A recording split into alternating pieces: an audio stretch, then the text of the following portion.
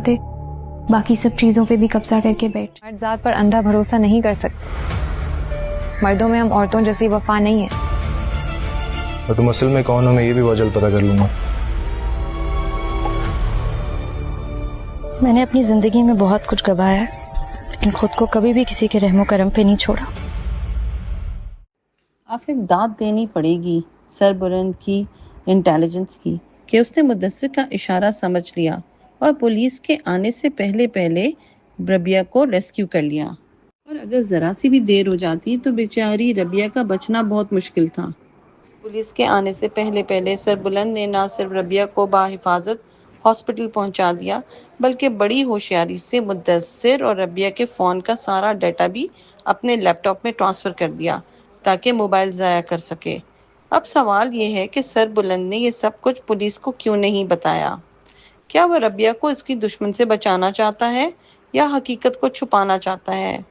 خیر، اب گیند پوری طرح سربلند کے کورٹ میں ہے اور یہ سچ تو اب وہی اگلنے والا ہے کہ مدثر کا اصل قاتل کون ہے. اگر اس دوران مدثر نے پولیس کی مدد لینے کے بجائے سربلند کی مدد کیوں لی؟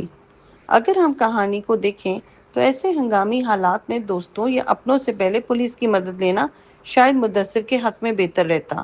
لیکن اس کی دوسری بڑی غلطی یہ تھی کہ وہ جذبات میں آ کے بنا مدد کا انتظار کیے باہر کیوں نکلا. اگر وہ پولیس یا سربلند کے پہنچنے تک کسی محفوظ جگہ پہ چھپا رہتا تو شاید وہ بچ سکتا تھا. اب سوال یہ ہے کہ سربلند نے ڈیجیٹل ریکارڈ سے کیا جاننا چاہتا ہے؟ ربیہ کی حویلی میں آنے کے بعد سربلند کی زندگی میں کیا طوفان آنے والا ہے اور بانو کا رد عمل کیا ہوگا؟ دوسری طرف ترسم کے دل کی آگ ابھی تک نہیں بجھی جبکہ اس کا دوست کو بار بار سمجھاتا رہا کہ تم ربیہ کو پانے کے چکروں میں اپنا سب کچھ لٹا رہے ہو. لیکن اس کی انا تھی کہ وہ مدثر کو قتل کرنے کے بھی اس کو کوئی غم یا پریشانی نہیں تھی.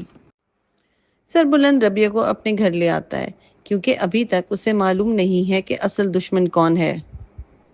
شیروانوں کے دل میں ربیہ کھٹک رہی ہے مگر سربلند کسی بھی قسم کا جواب نہیں دے رہا. لیکن وہ چاہتا ہے کہ سب گھر والے ربیہ کی حفاظت کریں. جبکہ پوری حویلی میں ربیہ کو لے کے بہت سی باتیں ہو رہی ہیں اور سب کے دلوں میں شک و شبہات آنے لگے ہیں. اور سربلند اوپر سے اس کی خدمت میں لگا ہوا ہے اور اپنے ہاتھوں سے اس کو کھانا بھی کھلا رہا ہے. کیا آنے والی اقساط میں سربلند ربیہ پہ ترس کھا کے اس سے شادی کر لے گا؟ آپ کا کیا خیال ہے؟ کمنٹس میں ضرور رائے کا اظہار کریں. اس ایپیسوڈ میں سجل علی نے بہترین اداکاری کی ہے. شاید اس کی جگہ اگر کوئی اور ہوتا تو ایسی اداکاری ہم کو دیکھنے کو نہ ملتی. اس نے سب ناظرین کو اپنے ساتھ رلا دیا. شیروانوں کا رول تو شروع سے ہی سسپیشن ہے کیونکہ لگتا یہی ہے کہ وہ یہ چاہتی ہے کہ سربلند کے بجائے اس کا بھائی سردار بنے اور شاید اسی لیے اس نے سربلند کو سرداری سے ہٹنے کا اور امریکہ واپس جانے کا کہا تھا. اب آہستہ آہستہ ربیہ کے آنے کے بعد دونوں میں دوریاں بڑھ جائیں گی اور بیچ میں کون آ جائے گا؟ شک. ناظرین، مزید اپڈیٹس کے لیے چینل کے ساتھ جڑے رہیں اور بیل آئیکن کو دبانا مت بھولیں. نیکسٹ ایپیسوڈ تک کے لیے اللہ حافظ.